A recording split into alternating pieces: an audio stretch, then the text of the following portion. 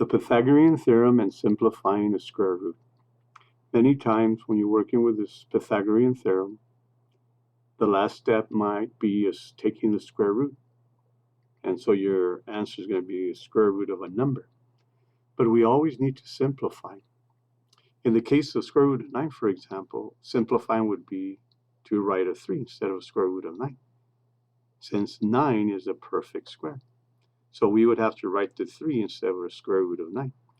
But once the numbers get bigger, it's hard to tell. So take, for example, square root of 27. Is that already in simplest form, or can I simplify some more?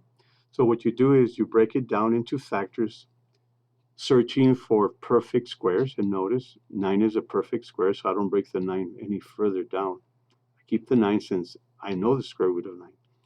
So the square root of 3 times 9 can be written as square root of 3 times square root of 9. And now I could find the square root of 9, which is 3. So I write 3 square root of 3. So yes, square root of 27 is not in simplest form. The simpler form is 3 square root of 3, which we call the simplest radical form, and that's the one we should report. In the case of 420, it's hard to tell whether this is going to be a perfect square or not. So we break it down, searching for perfect squares. Notice this one right here. So this can be written this way. And then the square root of 4 is 2. 3 cannot be broken down. 5 cannot be broken down. 7 cannot be broken down anymore. So the answer is 2. Then just multiply the other ones and keep them under the square root.